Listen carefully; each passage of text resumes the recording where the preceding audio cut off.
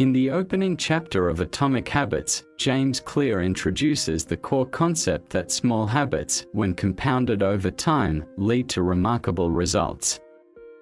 He compares this idea to the power of compound interest, showing how tiny changes, barely perceptible at first, build up over time to create enormous impacts. Clear challenges the popular emphasis on dramatic transformations, arguing that success isn't about making massive leaps but about consistently making small improvements.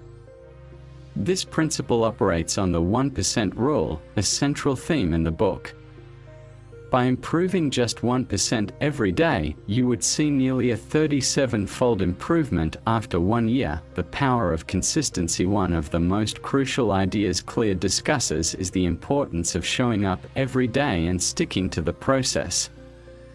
Progress is often invisible in the beginning, and Clear refers to this as the plateau of latent potential, a period where it seems like no progress is being made, even though work is happening behind the scenes. However, success is a delayed process, just like an ice cube that doesn't melt until it hits 32 degrees Fahrenheit, but subtle changes in the ice cube's temperature have been happening all along. The habit may feel frustrating or unproductive at first, but the results compound over time. This chapter challenges the assumption that big breakthroughs happen quickly. The systems versus goals debate. Clear makes a critical distinction between goals and systems. While goals are about the outcomes you want, systems are about the processes that lead to those results.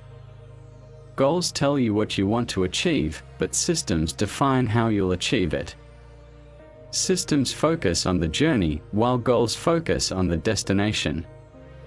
According to Clear, people who are more focused on their systems and habits experience long-term success rather than those who focus too intensely on end results. Clear also emphasizes that sustainable change is driven by systems that are focused on incremental improvements rather than quick fixes or massive overhauls.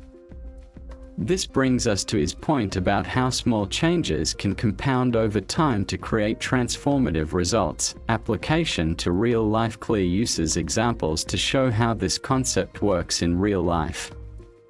For instance, the British cycling team was able to improve by just 1% in a variety of areas: equipment, nutrition, even the quality of sleep the athletes were getting, and as a result, they became a dominant force in cycling, winning multiple Olympic gold medals. Key takeaways: 1% improvements, small, daily improvements add up over time. The plateau of latent potential. Initial progress may be invisible, but it will eventually result in breakthroughs. Focus on systems, not goals. Systems help create continuous improvement, leading to sustained results. The role of consistency. Consistent effort over time leads to success. Action steps. 1. Track your habits. Begin by observing your current habits and seeing where small changes can make a big impact. Point 2. Start small. Focus on 1% improvements that you can sustain over time. Point 3. Shift focus. Instead of obsessing over your goal, focus on creating a system that naturally leads to success. Chapter 2. How your habits shape your identity, and vice versa. In this chapter, Clear shifts the focus to the psychological aspect of habit formation. While most people think of habits in terms of the outcomes they want, e.g., losing weight, getting fit, writing a book, Clear argues that the key to lasting change lies in shaping your identity. Identity-based habits. Instead of focusing solely on the external goal, such as "I want to lose 20 pounds, Clear suggests focusing on becoming the type of person who exhibits the habits associated with that goal. For example, instead of saying "I want to lose weight," say "I'm the type of person who prioritizes health and fitness." Identity-based habits are rooted in belief systems about who we are and who we want to become. Clear points out that true change comes from changing your internal identity. Once you embrace an identity shift, the actions that align with that identity become second nature. It's no longer about forcing yourself to do something, it's about embodying the habits that reflect your beliefs. The 3 layers of behavior change. Clear introduces the 3 layers of behavior change. 1. Outcomes, the results you want to achieve, e.g., losing weight, getting stronger. Point 2. Processes, the actions you take to achieve those outcomes, e.g., exercising, eating healthy. Point 3. Identity, the beliefs that drive your behavior, e.g., I'm a healthy person, or I am a writer. Clear argues that many people approach behavior change in the reverse order. They focus first on outcomes and processes but neglect to address their identity. For real, lasting change, it's essential to start with identity as the foundation. Clear explains that by adopting an identity that aligns with the habits you want to form, you begin to see those habits as part of who you are. A person who sees themselves as a healthy eater is more likely to make choices that reflect that identity, such as choosing vegetables over junk food. An essential concept here is casting votes for your desired identity. Every time you engage in a habit that aligns with the person you want to become, you're casting a vote toward that identity. This creates momentum toward building that new version of yourself. The power of small actions. The crux of the argument is that habits are not just about doing things, but about becoming someone. If you want to become fit, instead of focusing on doing 30 minutes of exercise each day, focus on being the kind of person who works out consistently. The daily habits will follow naturally once your identity shifts. Key takeaways: identity-based habits. True behavior change starts by focusing on who you want to become. Point 3 layers of change: outcomes, processes, and identity. Casting votes. Every habit reinforces the identity you want to build. Focus on identity first, change your beliefs and self-perception, and the habits will follow. Action steps. 1. Define your identity. Ask yourself, who do I want to become, and begin acting in ways that align with that identity. Point 2. Use habit stacking. Attach a new habit to an existing identity. For example, I'm a reader, so I'll read 1 chapter every day after lunch. Chapter 3: How to build better habits in 4 simple steps. In this chapter, James Clear breaks down the habit-building process into 4 essential steps that anyone can use to form or break habits. These steps are: 1. Cue 2. Craving 3. Response 4. Reward. Clear uses this framework to explain how habits form in the brain and how we can leverage these steps to make habits more effective. The habit loop. Clear introduces the concept of the habit loop, which consists of the 4 stages mentioned above. A habit is initiated when a cue triggers a craving, which leads to a response that provides a reward. This loop is self-reinforcing. The reward reinforces the craving, which makes it more likely that the habit will repeat in the future. Cue, the trigger that initiates the habit. It could be a time of day, an emotional state, a specific location, or a preceding action. Craving, the desire for the reward that follows the action. The craving makes us want to engage in the behavior to experience the satisfying reward. Response, the actual habit or action you take to fulfill the craving. Reward, the benefit or satisfaction you gain from completing the habit. The reward reinforces the craving, making it more likely that you'll do the behavior again. This habit loop is fundamental to how all habits work, and understanding each stage can help you design better habits. How to use the 4 laws of behavior change. Clear uses this framework to introduce his 4 laws of behavior change. These laws can help you not only create better habits but also break bad ones. Here's how you can apply the 4 steps in a practical manner. 1. Make it obvious. Cue. The first step in building a good habit is to make the cue obvious. Clear suggests using habit stacking, which involves linking a new habit to an existing one. For instance, if you want to start flossing, you could do it right after brushing your teeth, using brushing as your cue. You can also design your environment to trigger the desired behavior. For example, if you want to read more, place your book on your pillow every morning as a visual cue. Point 2. Make it attractive. Craving. In order to make a habit stick, the craving associated with the habit needs to be appealing. Clear suggests that you associate the habit with a positive experience to make it more attractive. One way to do this is by temptation bundling, which involves pairing an activity you want to do with one that you need to do. For example, listen to your favorite podcast while exercising. By making the habit feel rewarding and enjoyable, you create a craving for the behavior, which will increase the chances that you'll repeat it. Point 3. Make it easy. Response. To make your new habit as easy as possible, you should reduce the friction associated with starting the habit. Clear calls this the 2-minute rule, which suggests that any habit should take no longer than 2 minutes to start. If you want to start running, don't begin by committing to an hour-long workout. Instead, start by putting on your running shoes. The easier the habit is to initiate, the more likely you are to follow through. This is especially important when trying to stick to a new behavior. Point 4. Make it satisfying. Reward habits are most likely to be repeated if they are satisfying in some way. Clear emphasizes that habits become ingrained when they provide immediate rewards, as our brains are wired to focus on short-term pleasure.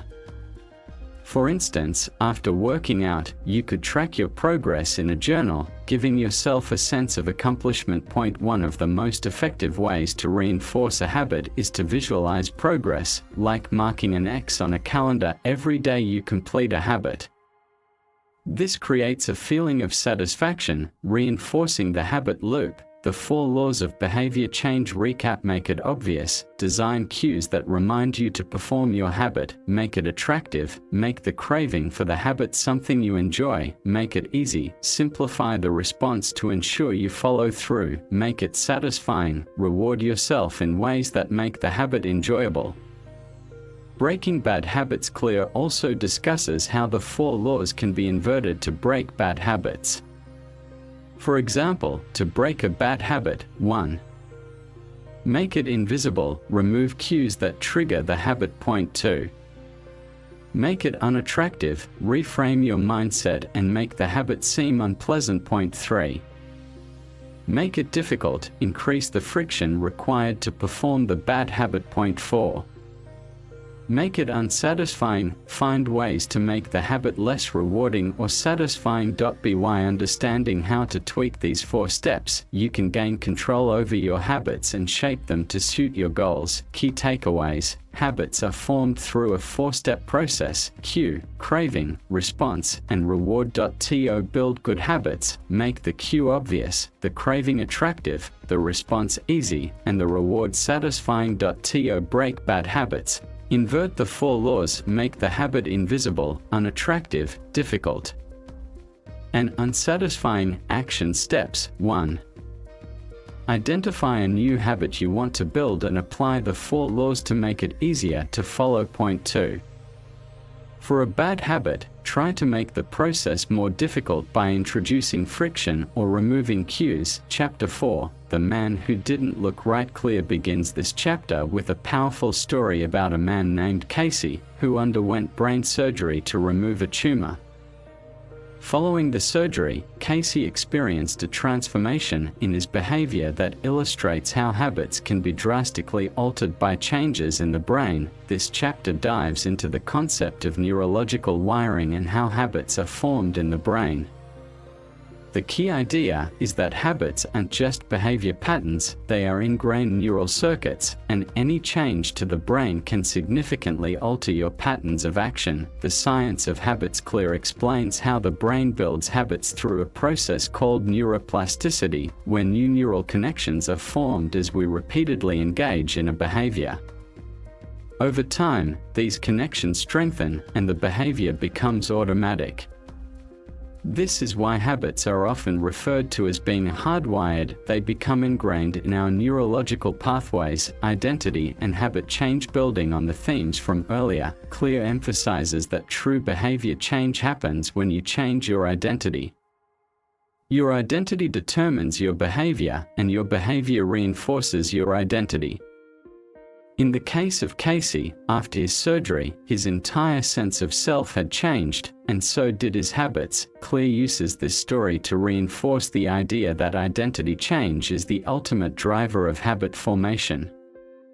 If you can shift your internal identity, your habits will naturally follow suit. Key takeaways: habits are deeply connected to the brain's neural pathways, and this process is known as neuroplasticity. Identity change is the foundation for lasting habit change. You can rewire your habits by changing your beliefs about who you are. Action steps: 1. Examine your current identity and decide who you want to become. 2. Focus on small habits that align with your desired identity and repeat them consistently. Chapter 5: The best way to start a new habit. Starting a new habit is often the hardest part, but it's also the most important. In this chapter, James Clear discusses the importance of starting small and focusing on the process rather than the outcome. Focus on systems, not goals. Clear emphasizes that successful habit formation is about creating systems, not just setting goals. While goals are important to set a destination, it's the systems, the repeated actions, that get you there. This is an essential distinction because systems ensure progress, while goals can sometimes be an endpoint that you hit once and then stop. For example, if your goal is to get in shape, you may focus on the end result, like losing 20 pounds, but that goal alone won't change your habits. The system, your regular workout schedule and eating habits, will. Goals give you direction, but systems build the identity and habits needed to achieve the goal. Small habits lead to big results. Clear uses the example of the 2-minute rule, which states that any habit should take no longer than 2 minutes to start. This rule is about reducing the activation energy required to begin the habit. If you want to read more, start by reading 1 page every day, not a whole chapter. If you want to get fit, start with 2 push-ups a day. These small actions seem insignificant, but the power of compounding over time is immense. Habits that begin small and easy compound into much larger, more powerful habits over weeks and months. Starting small also makes it less intimidating, and you're more likely to stick with it. The power of habit stacking. One of the most effective techniques for starting a new habit is habit stacking, which involves attaching a new habit to an existing one. This takes advantage of the neural connections you already have in place. For instance, if you already brush your teeth every morning, stack your new habit, such as flossing, immediately after. This makes it easier to remember and perform. The key is to identify a habit you already perform consistently and then attach the new habit right after. This reduces the friction of starting from scratch and increases your chances of success. Key takeaways: focus on creating systems, not just goals. Systems are what lead to sustained progress. Start small and use the 2-minute rule to make new habits feel easy and achievable. Use habit stacking to link a new habit with an existing one to make it easier to remember and follow through. Action steps: 1. Identify a small habit you can start today. Use the 2-minute rule to make it as easy as possible. 2. Find an existing habit and stack your new habit right after it. Keep it simple and low effort. Chapter 6: Motivation is overrated. Environment often matters more. In this chapter, Clear argues that environment design is often more effective than relying on motivation alone. Motivation can fluctuate, and depending on it to drive habits isn't always reliable. However, by shaping your environment, you can make the desired habits easier and the undesired ones harder. How environment shapes habits. Clear uses the example of people who want to eat healthier but struggle to do so because junk food is easily accessible at home. If you leave chips and cookies within easy reach, you are more likely to eat them. On the other hand, if you keep healthy snacks readily available, it becomes easier to make healthy choices. By designing an environment that nudges you toward your desired habits, you eliminate the need for constant willpower. This is where environment design comes into play. By adjusting your environment to match your goals, you can automatically influence your behavior. The power of defaults. Clear explains that humans are naturally inclined to follow defaults, the settings or options that require the least effort. For example, if you want to start exercising in the morning, set your workout clothes out the night before. That way, when you wake up, the default action is to put on your workout clothes and start your exercise routine. Similarly, if you want to eat healthier, prepare healthy meals in advance, so when you're hungry, the default is to eat something nutritious rather than junk food. Choice architecture. Choice architecture is about designing choices in a way that nudges people toward the desired outcome without coercion. It's about reducing friction for good habits and increasing friction for bad ones. Clear gives the example of a person trying to quit smoking. One of the ways to design a choice architecture is to avoid places where smoking is common or to keep cigarettes out of sight. The environment doesn't just refer to physical space but can include digital environments too. For example, if you want to reduce screen time, you could delete time-wasting apps from your phone, or turn off notifications for social media apps. Key takeaways: motivation alone isn't reliable. Designing your environment can make it easier to stick to your habits. People are influenced by the default choices in their environment. Make the default choice a positive one. Choice architecture involves designing your environment to encourage positive behaviors and discourage negative ones. Action steps. 1. Identify your current environment and find ways to design it to support your desired habits. Point 2. Change the defaults in your life. For example, set out your exercise clothes the night before, or remove junk food from your kitchen. Point 3. Make bad habits harder by increasing friction. Delete distracting apps or avoid environments that encourage your bad habits. Chapter 7, The Secret to Self-Control. In this chapter, Clear discusses self-control, but he introduces a paradigm-shifting idea. Self-control is not about willpower alone, it's about removing temptations. Instead of relying on internal strength to resist bad habits, it's more effective to remove the triggers that lead to those behaviors. The role of temptation in habit formation. Clear explains that self-control is often a battle between two opposing desires, the immediate reward and the long-term goal. The immediate reward is often more enticing, which is why people give in to temptations. However, if you remove the temptations altogether, you don't have to rely on willpower to resist them. How to avoid temptations. Clear advises that you avoid this situation where the temptation is present in the first place. If you know you're likely to snack on unhealthy food while watching TV, don't keep junk food in the house. If you want to cut down on social media, remove apps from your phone, or make them harder to access by placing them on the last screen or in a folder. The influence of social groups. Clear also discusses how social influence impacts habits. We tend to follow the behaviors of people around us because we are social creatures. If you want to develop better habits, surround yourself with people who reinforce your desired behaviors. If you want to start running, find a running group to join. If you want to eat healthier, spend more time with people who have similar health goals. Key takeaways: self-control is more effective when we remove temptations from our environment. Avoiding temptations is better than relying on willpower to resist them. Surrounding yourself with a positive social circle can help reinforce good habits. Action steps: 1. Identify temptations in your life and find ways to remove them. Point 2.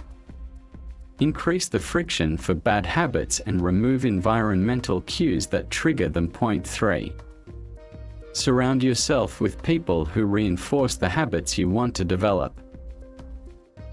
Chapter 8: How to make good habits inevitable and bad habits impossible. In this chapter, Clear emphasizes the importance of automation and environment design in making good habits inevitable and bad habits impossible. He argues that, over time, you can make it harder to fail by building systems that work automatically in your favor. The power of automation. Clear discusses how automation can play a crucial role in habit formation. For example, once you've established a habit like saving money, you can automate the process through direct deposits or automatic transfers to your savings account. This reduces the need for willpower because the process runs automatically, and you don't have to think about it or make decisions every time. Make good habits inescapable. Clear also discusses how to make good habits easier by stacking small actions that create momentum. The goal is to create a system where it becomes harder to avoid the habit than to perform it. For example, setting up your workout gear the night before, or ensuring that the gym is on your daily route, will make it more difficult to skip a workout. The importance of making bad habits impossible. While it's important to make good habits inevitable, it's equally important to make bad habits impossible. Clear suggests putting up obstacles that prevent you from engaging in negative behaviors. For example, if you want to stop watching TV at night, make it harder to access your TV by unplugging it or moving it out of the room. The idea is to create friction for negative habits so that the path to doing them is much more difficult. Designing habits through identity. One of the central points Clear makes in this chapter is that habits are most effective when they align with your identity. If your actions align with who you believe you are, the habit becomes much easier to maintain. For example, instead of focusing on becoming someone who runs, focus on becoming a person who identifies as a runner. This shift in identity creates a new self-image that motivates you to maintain the habit long-term. Key takeaways: automation is an effective way to make good habits inevitable by setting up systems that run without constant thought. Create friction for bad habits by making them harder to perform. Align habits with your identity. When your habits reflect who you are, they become a natural part of your life. Action steps: 1. Look for ways to automate your good habits, e.g., automatic savings, meal prep, etc. 2. Make bad habits more difficult by introducing friction, like taking the TV remote out of sight or moving junk food out of the house. Point 3. Align your habits with your identity. Ask yourself who you want to become, and take actions that reflect that identity. Chapter 9: The Goldilocks Rule: How to Stay Motivated in the Long Run. This chapter introduces the Goldilocks Rule, a principle that states that the most effective way to maintain motivation and make long-term progress is by operating at the right level of difficulty, not too easy, and not too hard, but just right. The power of optimal difficulty. Clear explains that motivation tends to drop when the task is too easy or too difficult. The sweet spot is in the middle, where the task is challenging enough to be engaging but not overwhelming. This concept aligns with the idea of flow, which is a state of deep focus and immersion in an activity that comes when the challenge of the task matches your skill level. The importance of striving for mastery. As we continue to progress in a habit, our motivation can wane if we don't feel challenged. Clear emphasizes that we need to constantly adjust our goals and behaviors to ensure that we are always learning and improving. The process of continuous improvement is what keeps us engaged and motivated. Rather than focusing on achieving perfection, strive for mastery. The pursuit of growth and development is what sustains long-term motivation. Tracking progress clear also highlights the importance of tracking progress and seeing incremental improvements. People who track their habits tend to stick with them longer because they are able to visualize their progress and feel a sense of accomplishment. Even if progress seems slow, just knowing that you are getting better over time can be enough to keep you motivated. Key takeaways: the Goldilocks rule states that motivation is highest when tasks are at the optimal level of difficulty, not too easy, but not too hard. Maintaining long-term motivation requires constant learning and improvement. Tracking your progress, even if it's small, helps you stay motivated and see the impact of your efforts. Action steps: 1. Look for the Goldilocks zone in your habit formation. Make sure your habits are challenging enough to keep you engaged but not overwhelming. Point 2. Track your progress regularly to maintain motivation and celebrate small wins. Point 3. Set mastery-based goals that focus on continuous improvement rather than perfection. Chapter 10. How to get back on track when you fall off course. Even the best laid plans can sometimes go awry, and Clear acknowledges that life happens. In this chapter, he provides strategies for getting back on track when you've fallen off course with your habits. The importance of getting back on track quickly. Clear stresses the importance of getting back on track quickly when you miss a habit or break your routine. The longer you delay or feel guilty about missing a habit, the harder it is to restart. He introduces the concept of the "don't break the chain" rule, which encourages you to simply pick up where you left off, rather than letting a single lapse snowball into an extended period of neglect. The power of self-compassion rather than being harsh on yourself. Clear emphasizes the importance of being compassionate and forgiving when you slip up. Everyone experiences setbacks, and it's important not to see one failure as a permanent loss. The key is to view habits as a long-term practice, not a short-term commitment, and to accept that mistakes are part of the process. Focus on the identity, not the outcome. Clear advises focusing on your identity, not just the outcome of your habits. When you focus on becoming the type of person who exercises, reads, or eats healthily, you will naturally return to the habits that align with that identity, even if you have a setback.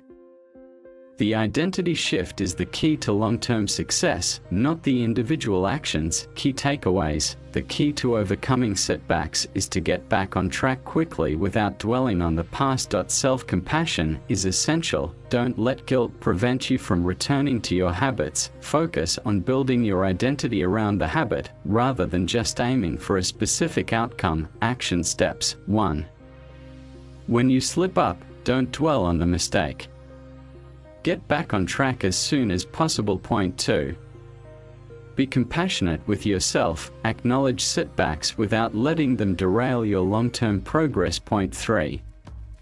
Keep focusing on the type of person you want to become, rather than fixating on specific goals or outcomes. Chapter 11. The truth about talent, when genes matter and when they don't. In this chapter, Clear explores the role of talent and genetics in habit formation and success. He challenges the belief that talent is the key factor in success and argues that, while talent can help, consistent effort and focused practice are what really drive long-term results. Talent is overrated. Clear explains that, although talent can give someone an initial advantage, it's consistent practice and perseverance that lead to mastery. He discusses how athletes, musicians, and entrepreneurs alike have found success not through inherent talent but through years of deliberate practice and focused effort. The role of genetics in habits. While Clear acknowledges that some people may have genetic advantages, e.g., in physical strength or cognitive ability, he points out that habits are within everyone's control, regardless of genetic factors.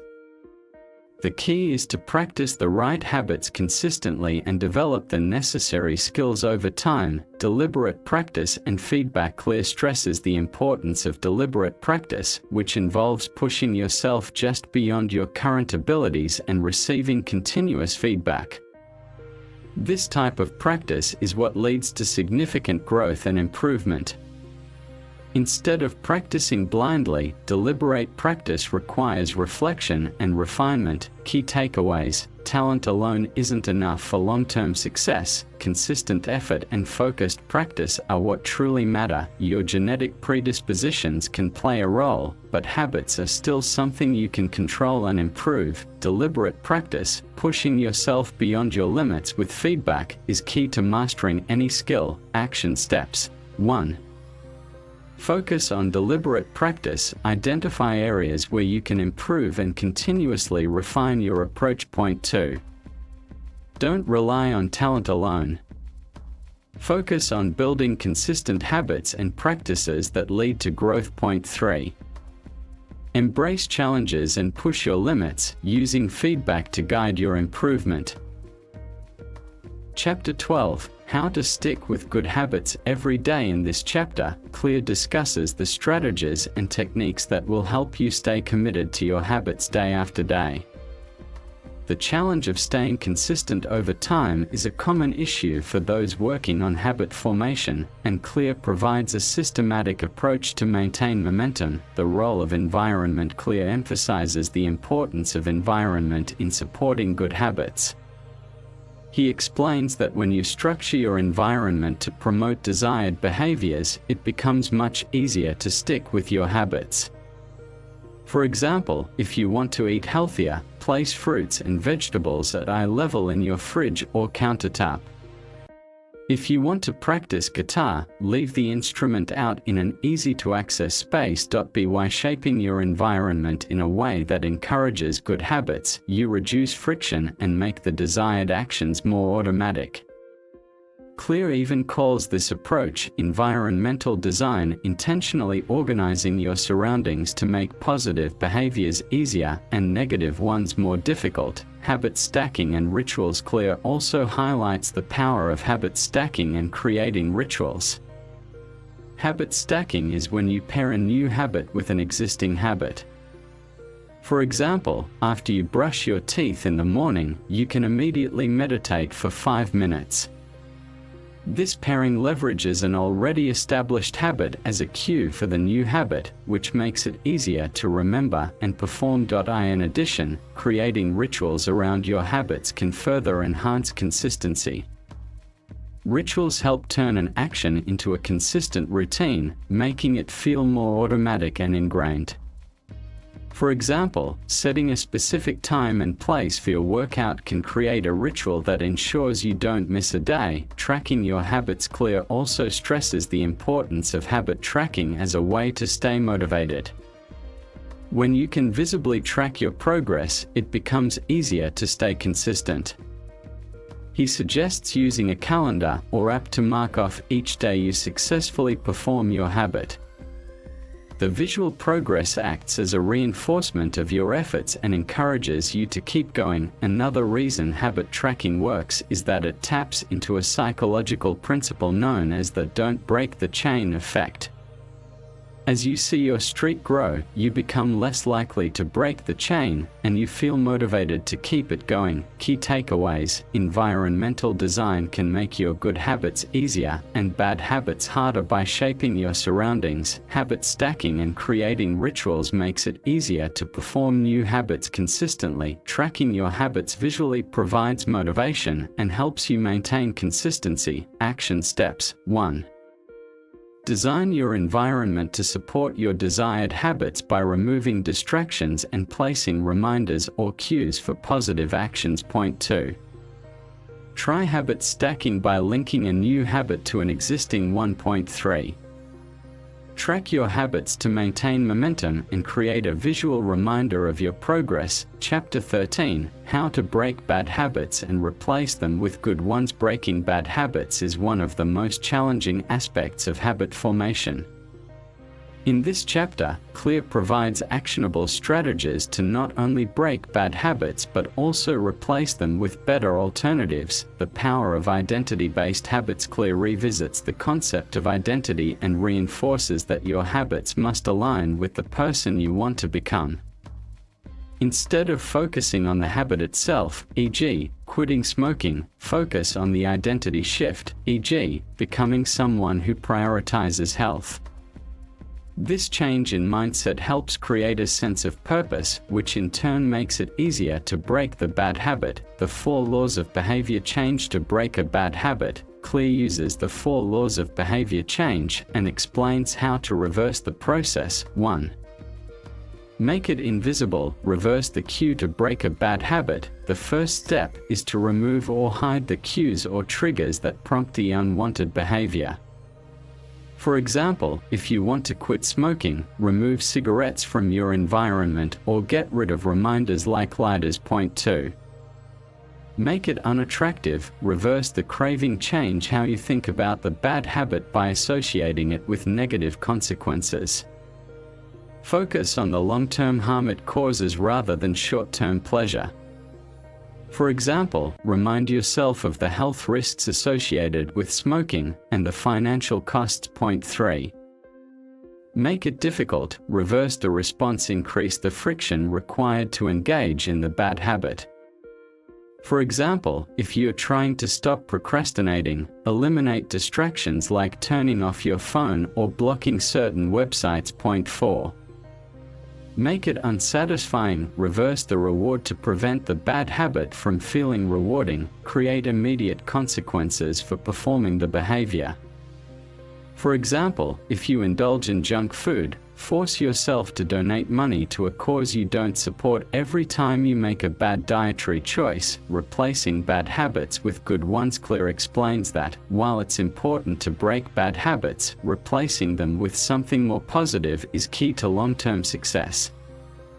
Rather than simply trying to eliminate a bad habit, create a new, more fulfilling habit that will naturally take its place. For example, if you want to stop eating junk food, replace it with healthier snacks like fruits, vegetables, or protein bars.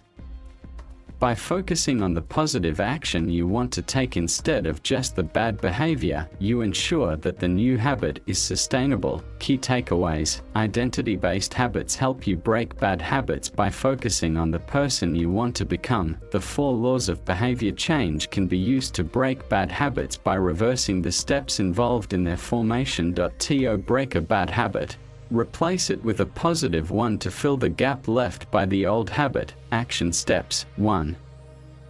Identify the cues, cravings, responses, and rewards associated with your bad habits and reverse them using the 4 laws. Point 2.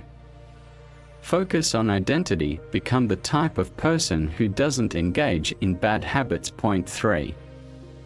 Replace the bad habit with something positive and ensure that the new habit aligns with your values and goals. Chapter 14: How to make a habit stick for good. In the final chapter, Clear explores strategies to ensure that habits stay in place for the long term. Creating lasting habits requires ongoing commitment and strategies that reinforce the desired behavior. The role of accountability. Clear highlights the importance of accountability in maintaining habits. When you have someone who is monitoring your progress or who you can report to, you're more likely to stick with your habits. This could be a friend, family member, or even a coach or mentor who checks in with you regularly. The power of community. One of the most powerful tools for maintaining habits is a supportive community. Surrounding yourself with people who share your goals makes it easier to stay on track. If you want to get fit, joining a workout group or finding an exercise buddy can significantly boost your chances of success. Clear also points out that communities provide a sense of social proof, which motivates you to maintain your habits because you're not alone. Seeing others succeed in their habits reinforces your own commitment. The importance of progression. Clear advises that habits should be gradually progressed over time to keep them challenging and engaging. If a habit becomes too easy, you're likely to lose interest. As a result, he recommends adding incremental challenges or variations to keep the habit fresh. This progression should still align with your long-term goals and values, but should push you beyond your current level. Key takeaways: accountability and support from a community are powerful motivators for maintaining habits. Gradually increase the difficulty of your habits to keep them engaging and challenging. Keep a long-term perspective, focusing on continuous growth rather than immediate results. Action steps: 1. Find an accountability partner or join a community that shares similar goals. Point 2. Gradually progress your habits to ensure they remain challenging and engaging. Point 3. Keep your focus on the long-term benefits of your habits rather than immediate rewards.